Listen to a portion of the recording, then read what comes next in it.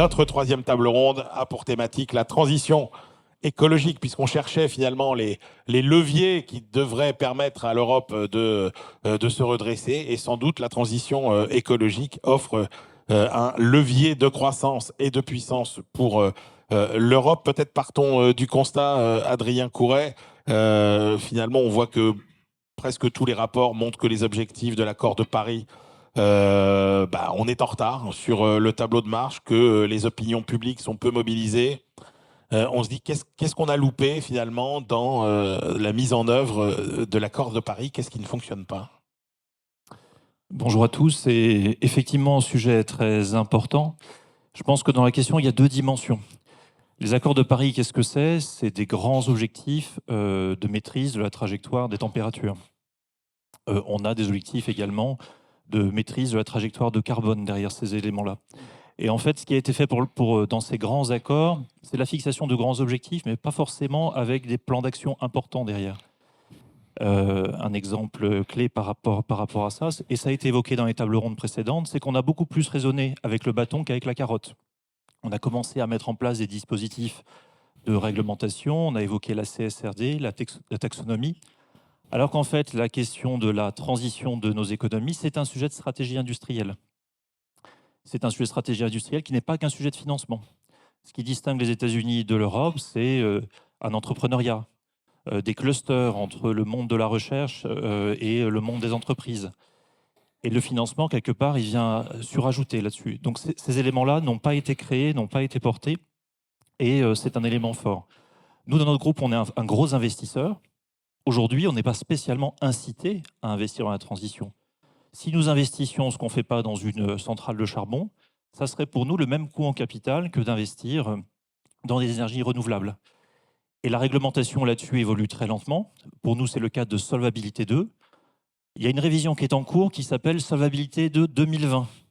Parce que la révision aurait dû se faire pour l'année 2020. Donc ça montre l'inertie qui ne permet pas d'accompagner les dimensions industrielles. Deuxième sujet, les opinions publiques. On a encore une situation, et je pense que les milieux d'affaires ont leur responsabilité là-dedans, où l'écologie fait encore plus peur que la transition climatique. Alors qu'en réalité, la transition climatique, c'est des opportunités ou des risques en matière de business. C'est des filières industrielles, les filières de recyclage, l'adaptation du territoire qui va être un élément très important. La question de l'énergie, on est encore dans un entre-deux sur ce sujet-là. Et là-dessus, l'incitation européenne, le cadre européen, le fait de mettre tout le monde autour de la table pour se dire voilà les filières qu'on creuse, voilà les filières qu'on veut financer, ça n'existe pas.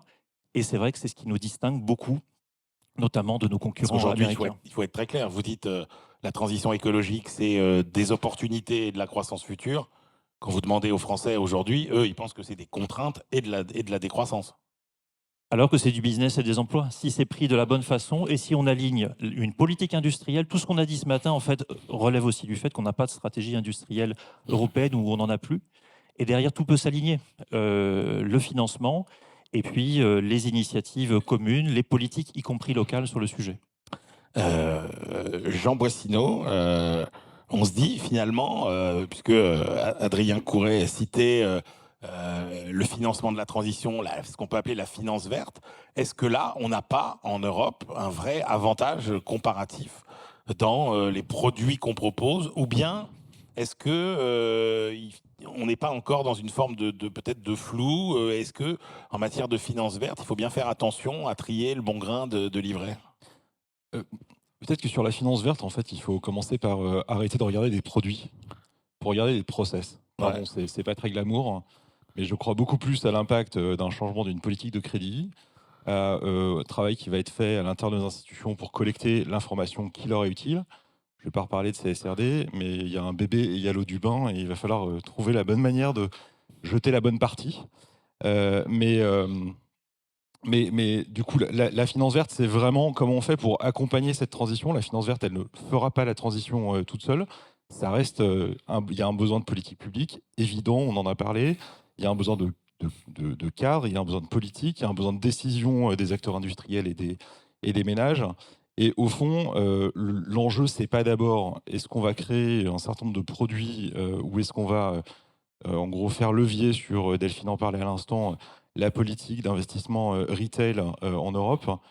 rien de tout ça ne sera vraiment à l'échelle du problème. Le vrai sujet, c'est que les acteurs financiers, banques, investisseurs institutionnels, aient les moyens, la capacité, la vision pour le faire. Le cadre réglementaire, ça participe à ça.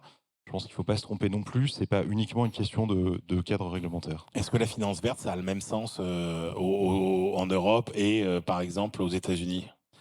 Alors, les États-Unis, c'est probablement l'exemple le plus, comment dirais-je, le contraste le plus fort. Mais jusqu'à une période assez récente, j'ai eu la chance de m'occuper du secrétariat du NGFS, le Network for Greening the Financial System, qui est en gros une collaboration de 150 banques, 150 banques centrales et superviseurs de par le monde. À peu près tout le monde, pour être tout à fait honnête. Sur le fond, il n'y a pas de différence dans la manière dont les uns et les autres abordent le sujet. Il y a des différences de sensibilité dans la manière dont ils vont le traduire ensuite, mais il n'y a pas de différence d'analyse. Et donc, si on est en train de parler de comment est-ce qu'on fait pour s'assurer que les institutions financières, les intermédiaires financiers sont en situation de bien faire ce travail de compréhension d'un futur qui est différent de là d'où on arrive, ce travail-là, tout le monde est en train de réfléchir à comment est-ce qu'on accompagne notre secteur pour qu'ils soient en situation vraiment de délivrer ça. Donc il y a une différence.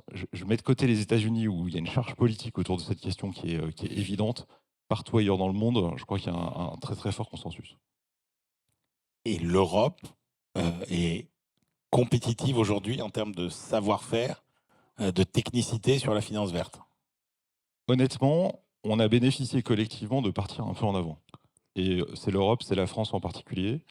Donc il y a une longueur d'avance. Quelque part, la vitesse de mise sur orbite, elle a été obtenue. Donc oui. Maintenant, le problème, c'est que c'est une transition qui doit aller assez vite. C'est des choses qui changent très vite, on s'en rend compte. Tout le monde a été confronté aux épisodes récents, que ce soit dans le sud des États-Unis, que ce soit à Valence il y a encore quelques semaines, etc.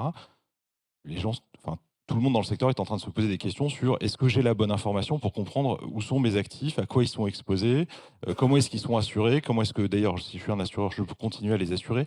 Donc ce que je veux dire, c'est que oui, on est parti probablement collectivement assez vite, assez tôt, et on ne part pas de nulle part.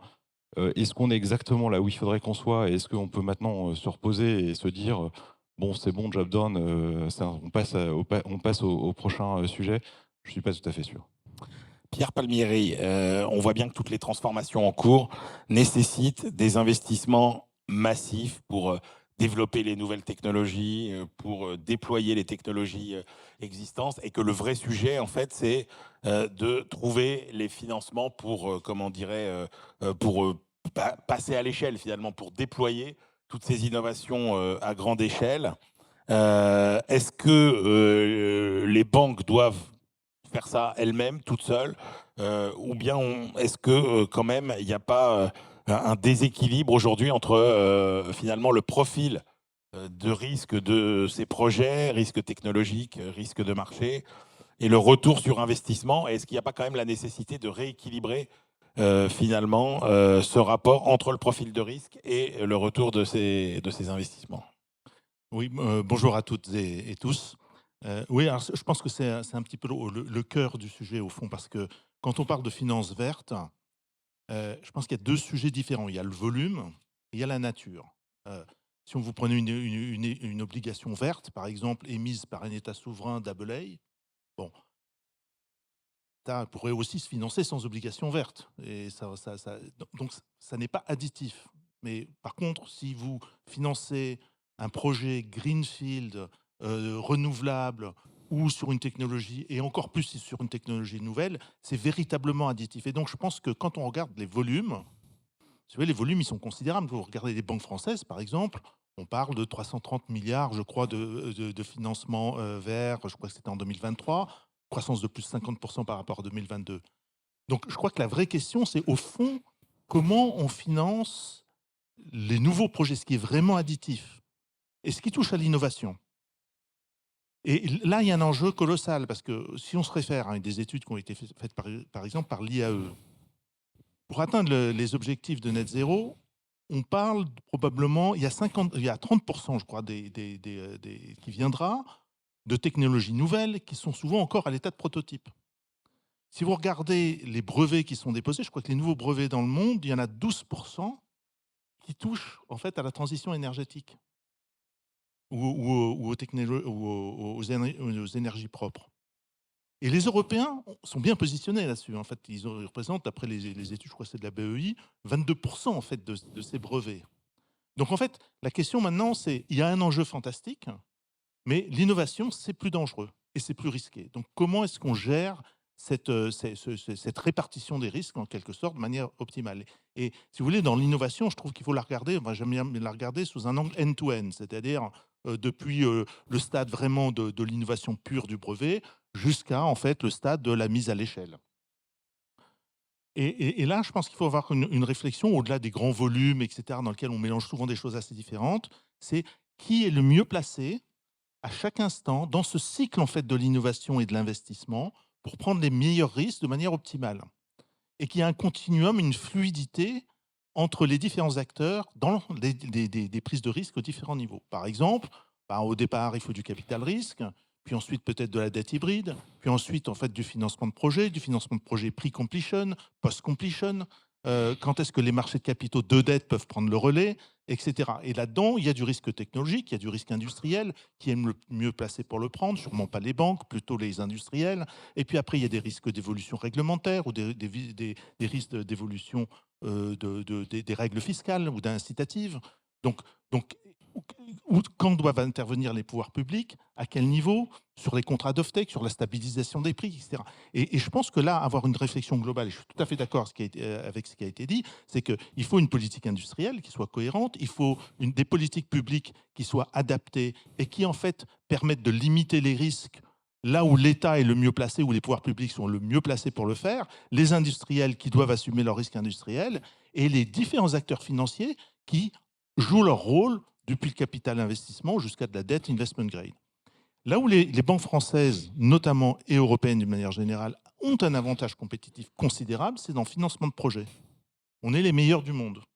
Il y a des league tables, par exemple, en financement de projets renouvelables. Parmi les 5 premiers, ce sont quasiment que des banques européennes, voire parfois japonaises, et souvent françaises. Cet avantage compétitif, il est très important parce que là, on est sur une phase de prise de risque où il faut être très pointu et très technique, avoir de l'expertise, des ingénieurs, de l'expertise industrielle que les banques européennes ont.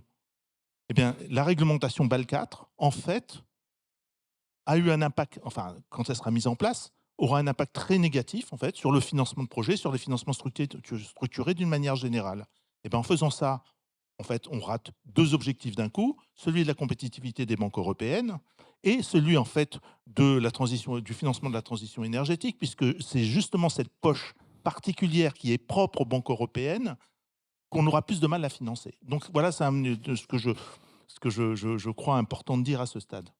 Véronique Ormezzano, qu'est-ce que l'application de BAL 3 va impliquer concrètement pour les banques européennes et notamment dans leur capacité à financer la transition écologique? Est-ce que les 2 objectifs se télescopent ou bien est-ce qu'au contraire, on va pouvoir continuer à avoir les banques les plus efficaces, comme le disait Pierre Palmieri, pour financer tout ça?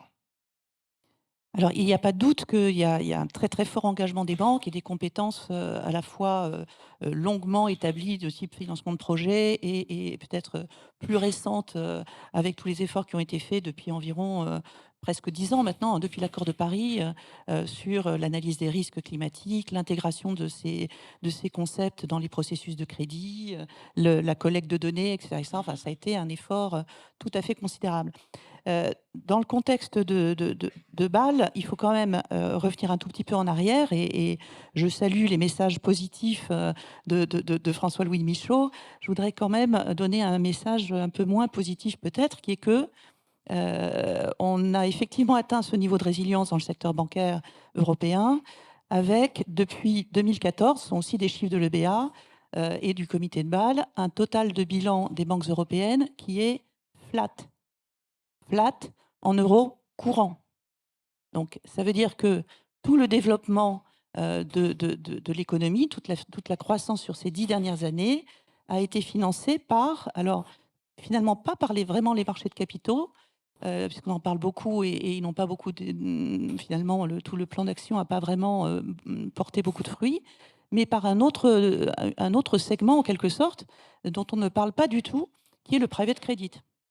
Et donc, c'est assez étonnant de voir que, quelque part, l'économie européenne est moins dépendante du financement bancaire qu'elle ne pouvait l'être, et c'était un objectif sans doute de la CMU, mais au profit d'acteurs qui, eux, sont beaucoup moins régulés que la partie marché de capitaux qui, elle, évidemment, fait l'objet d'investisseurs institutionnels, de fonds, etc., qui sont largement régulés également. Donc, on n'est pas du tout, si cette tendance se poursuit, pas du tout en situation de pouvoir absorber dans les bilans bancaires les investissements qui sont nécessaires pour la transition écologique. Et donc, il faudra qu'ils soient financés autrement. Alors, par rapport à ça, quelle est la tendance? La tendance, c'est, comme disait Pierre, la mise en œuvre de BAL 4, qui commence le 1er janvier, donc dans 6 semaines à peine, et pour lequel, moi, ce qui me frappe particulièrement, c'est qu'il y a effectivement ce débat sur les Américains n'avancent pas, qu'est-ce qu'il faut faire, etc. Il n'y a pas du tout une approche pragmatique et déterminée de maintenir une certaine compétitivité, alors que c'est possible. Et là aussi, personne n'en parle. Il y a un débat sur les textes. Les textes, c'est RR3, c'est voté, ça a été démocratiquement voté et ça va se mettre en œuvre. Il n'y a pas de sujet là-dessus. Mais en revanche, ce n'est qu'une partie de l'équation. Ce n'est que la partie calcul des risques weighted assets. Le capital de la banque, c'est une question de ratio de fonds propres. Or, les ratios de fonds propres ne font pas l'objet du tout de CRR3. C'est l'objet, notamment, les exigences en fonds propres sont notamment l'objet de l'empilement de ratios que l'on retrouve dans cet excellent rapport que j'ai lu attentivement, dont parlait François Louis de juillet. Je vous engage à le lire sur les Capital Stacks and Management Buffers, qui montre que, en fait, il y a une accumulation de buffers qui s'appliquent sur ces risk weights, qui sont self-inflicted par l'Europe, par la supervision dont on parlait tout à l'heure, d'autorités macro-prudentielles, nationales et européennes. Et donc, il y a par rapport à ça une marge de manœuvre qui est considérable et qui n'est aujourd'hui pas mise en œuvre. Si elle n'est pas mise en œuvre et qu'on attend que les banques européennes reconstituent leur ratio au niveau actuel, qui est, comme dit le BA, encore une fois, je le salue, confortable, et qui suffit en fait à l'absorption des pertes, si on leur demande de reconstituer leur ratio par rapport à une base de risk weight qui augmente, eh bien il faudra qu'elles lèvent du capital. Donc on n'est pas dans une situation d'augmenter les encours, mais au contraire d'être dans un manque de fonds propres. Donc il est vraiment très important d'avoir cette prise de conscience dans les toutes prochaines semaines, et très franchement, je suis très inquiète de voir que ce sujet n'est pas vraiment sur la table. Pierre Palmieri, vous êtes inquiet, vous, de voir que ce sujet n'est pas sur la table, encore une fois, quand on voit la différence d'approche, États-Unis et Europe, et qu'on revoit encore, par exemple, je ne sais pas si on prend, si on regarde la philosophie de l'IRA, par exemple, qui est un soutien public massif, si on regarde l'approche de l'Union européenne, qui est plutôt extrêmement dirigiste, prescriptive, qu'est-ce que ça vous inspire ? Beaucoup de choses ont été dites, mais il est clair que en Europe, oui, l'approche est beaucoup plus prescriptive, parfois punitive même, on peut dire. La pratique américaine, en tout cas avec la mise en place de l'IRA, elle a un côté plus incitatif, et puis surtout plus de prédictibilité et de simplicité. Donc je pense que c'est ça qui est important pour tous les opérateurs, que ce soit les industriels, les investisseurs equity, en fonds propres, les investisseurs en dette. C'est la simplicité, la lisibilité, la stabilité. Là encore, parce qu'à la fin, nous sommes tous des preneurs de risques. Bon, alors après la mise en place de BAL 4, je me suis déjà exprimé là-dessus. Enfin, je pense que, ce que j'espère, c'est que la compétitivité par rapport notamment aux Américains sera bien prise en compte. Donc ça, pour moi, c'est indispensable. Enfin, plus on affaiblit, en fait, plus on augmente le besoin en capital ou les exigences en capital, toutes choses égales par ailleurs par rapport à nos compétiteurs américains, moins c'est de potentiel de financement mis à disposition de l'économie. Jean Boissineau, comment on fait pour accélérer le fléchage de la finance et des capitaux vers les investissements verts ? Avant de répondre à ça, je vais juste rebondir sur ce qu'on vient de dire sur la réglementation financière. Je pense qu'on se rejoindra tous sur le fait que si on compare, il y a une complexité européenne et qu'une simplification serait bienvenue. Je pense que ça nécessite plus de nuances pour savoir si ensuite les choses sont plus favorables, moins favorables, etc. Elles sont certainement moins lisibles. Pour le reste, jury is still out. Sur le fléchage, bon, et peut-être que ça se sera entendu en filigrane de ma réponse précédente. Moi, je préfère les fleuves aux canaux. Enfin, j'aime beaucoup les canaux, mais je pense que l'eau qui coule en utilisant spontanément la gravité, ça marche beaucoup mieux. Pourquoi est-ce que je dis ça? C'est parce que flécher pour essayer de faire remonter des choses ou de les diriger vers des endroits où elles n'iront pas, si on n'a pas créé les conditions pour ça, ça ne marche pas très bien ou bien c'est très coûteux. Et du coup, c'est vraiment une question d'économie des projets. C'est là où je pense que je rejoins tout à fait ce qui s'est dit tout à l'heure. L'économie des projets, elle a beaucoup changé toute seule ces 10 dernières années. Il y a eu des fantastiques progrès en termes d'innovation, en termes de baisse des coûts de production, en termes etc. Qui a fait que, et ça je pense qu'on n'en est pas suffisamment conscient, en l'espace de 5 ans, on est passé d'une situation où on avait à peu près 1000 milliards de dollars investis dans les énergies fossiles, 1000 milliards de dollars investis dans les énergies renouvelables chaque année, à aujourd'hui une situation où on investit toujours trop dans les énergies fossiles. Il ne faudrait pas être à zéro, mais enfin, ça probablement pas aux 1000 milliards où on est aujourd'hui. Et on est à 2000 milliards dans les énergies renouvelables. Ça ne s'est pas fait on the back of une espèce de philanthropie générale de tout le monde. Ça s'est fait parce que ça avait du sens économiquement. Et ça, je pense que c'est extrêmement important. Ce qui m'amène à mon second point. Comment on fait pour faire en sorte que les choses arrivent au bon endroit?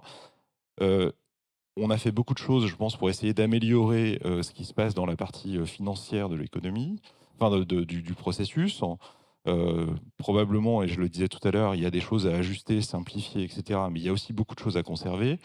Ce qui manque essentiellement, c'est quand même des politiques qui sont en prise avec l'économie réelle, parce que c'est là qu'on peut jouer sur les équilibres. Et si je prends, une comparaison à grands traits, mais si vous voulez remplacer un prix du carbone à 150 $ la tonne par un différentiel de taux d'intérêt, en gros, il faut que vous ayez un différentiel de 500 points de base entre vos deux taux.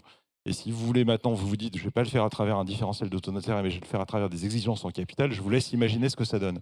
Évidemment que ça ne marche pas si c'est juste ça. Donc, fondamentalement, des politiques pour mettre un prix sur le carbone, et ensuite des politiques pour s'adresser à la partie la plus micro du sujet, qui est que parfois, et c'est bien que ce soit le cas, le banquier redevient banquier. Comment je fais pour financer un projet pour une entreprise qui est déjà extrêmement leveragée, pourtant le projet a du sens. Et c'est là où on trouve des solutions financières à ce problème, même situation chez un certain nombre de ménages. Adrien Couret, l'arbitrage opportunité, risque, innovation, ça implique aussi, dans la transition écologique qui vient, de mieux gérer tous les risques qu'elle génère et de les rendre plus supportables. Et donc, j'ai envie de dire, au moins aussi assurables qu'avant. C'est-à-dire qu'on voit une montée des risques globaux invraisemblables qui sollicitent la capacité financière des assureurs. Et à l'autre bout, on voit bien que tout pousse à une forme d'individualisation du risque. Tout ce qu'on sait sur chaque assuré, son degré de risque à tous les niveaux.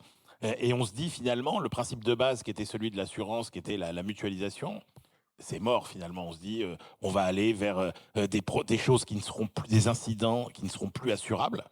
Comment on va faire? Est-ce que vous avez encore foi dans votre métier d'assureur encore? Est-ce que ça a un sens? Alors je l'annonce à la salle, oui. Oui, et encore plus avec tous les enjeux qu'on a évoqués. Alors j'ai la chance de représenter ce matin l'honorable corporation des assureurs, et ça n'est pas anodin sur une matinée qui est dédiée à la compétitivité européenne. Deux choses, l'Europe va être le continent le plus touché par le changement climatique, donc tout ce que vous dites, Emmanuel, on va le vivre beaucoup plus fort que d'autres géographies, et le changement climatique a des incidences en matière de compétitivité. On le voit de façon spectaculaire sur quelques événements climatiques, Valence, les Hauts-de-France inondés plusieurs fois. De plus en plus de morceaux du territoire en France vont être des territoires où il sera difficile d'habiter, difficile d'investir, difficile de cultiver. Et donc la question de l'assurance là-dedans, elle est absolument fondamentale. Alors effectivement, la technologie aujourd'hui nous porte à croire qu'on va vers une individualisation de la gestion de risque. En réalité, la mutualisation du risque, la dilution du risque dans la masse, elle va rester un élément absolument fondamental. La France est le pays d'Europe où le risque est le plus mutualisé. Les risques de masse sont le plus mutualisés. Ce n'est pas un hasard si c'est le pays où l'assurance, auto, habitation, entreprise est la moins chère. Et ce principe-là, il faut le maintenir. Et aujourd'hui, parfois, il se confronte à des aspects réglementaires. On a évoqué plein de réglementations tout à l'heure, j'ai entendu RIS, CSRD. Mais FIDA, par exemple, l'ouverture des données financières prévues par l'Europe d'ici quelques années peut aller contre ce principe de mutualisation. Là-dedans, l'assurance, elle a un rôle clé. Elle a le rôle de maintenir ce rôle d'amortisseur de la mutualisation, qui fait qu'aujourd'hui, en France, c'est formidable. Vous pouvez assurer votre maison, mais ça serait votre entreprise, pour 1/1000, 1/100 de la valeur, même si c'est détruit. L'assurance a un rôle prescripteur. Et cette prescription, elle peut aller vers le développement de nouvelles filières. Typiquement, je vois Thierry Langrenet dans la salle, les filières de réparation. Aujourd'hui, par exemple, 15% de la réparation automobile en France, c'est de la pièce de réemploi. Ça, c'est parce que les assureurs ont décidé d'y aller malgré l'avis de certaines filières industrielles. De l'autre côté, on a notre rôle de financier, qui est un élément important et qui ne doit absolument pas être décorrélé.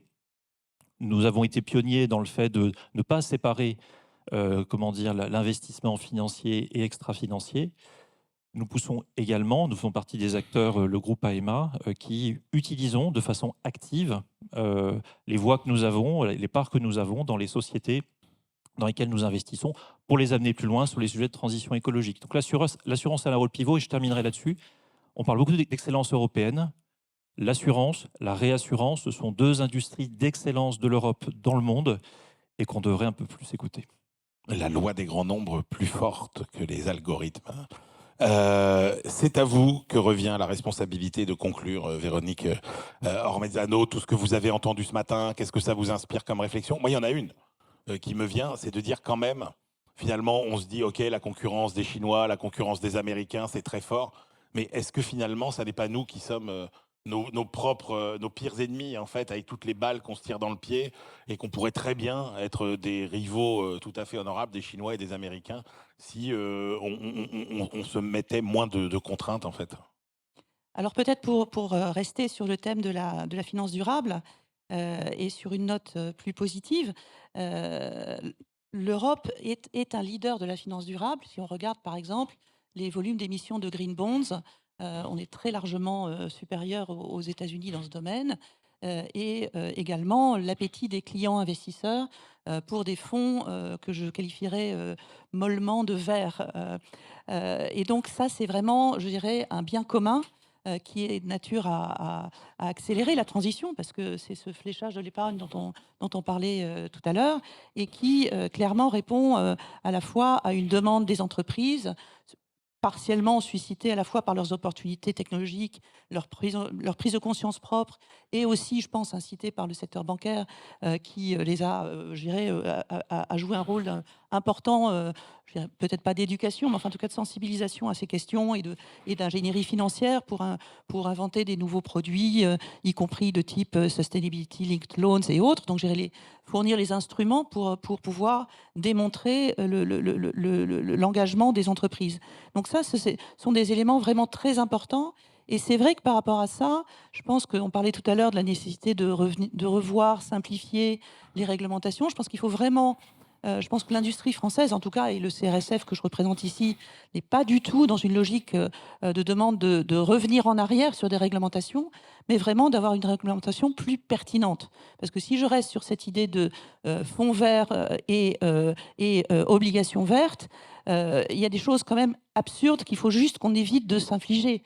Par exemple, juste maintenant, là, ces derniers temps, c'est encore sur la table, donc j'en parle, c'est un petit exemple mais qui est assez illustratif. L'ESMA a déterminé, dans un souci louable de réduire les risques de greenwashing tels que perçus par certains clients, une guidance en matière de fund naming, c'est-à-dire quel nom on peut donner à des fonds et comment faire en sorte que des fonds qui s'appellent verts, qui ont le mot vert ou autre dans leur nom, soient vraiment verts. L'ESMA a cru bon de lier cette guidance avec la taxonomie européenne dont on sait qu'elle représente vraiment un best in class, pour dire le moins, et qu'elle est extrêmement restrictive. On arrive dans cette situation très paradoxale où les fonds verts ne peuvent plus investir dans des obligations vertes qui ne sont pas alignés sur le EU Green Bond Standard, qui est le gold standard des green bonds. Et donc, tout l'essentiel des green bonds, y compris ceux émis d'ailleurs par les institutions publiques, je parle de la BEI, enfin des gens assez respectables, je pense, est émis sous un standard plus large de marché, qui est le standard ICMA. Donc c'est un peu technique, mais si vous voulez, en mettant en avant ces questions de greenwashing et dans une espèce de logique presque de présomption de culpabilité des acteurs, j'ai envie de dire, on est en train à la fois de voir plafonner les émissions de green bonds et donc de perdre quelque part un peu ce leadership, et de voir plafonner également à la fois la création de fonds verts et l'appétit des clients, parce que finalement, les clients qui sont les plus engagés sont ceux qui finalement se posent le plus de questions. Et donc, je pense que vraiment, il faut qu'on garde ce leadership dans le cadre de la finance verte et cette mission de simplification, qui n'est pas une mission de rollback, est absolument essentielle.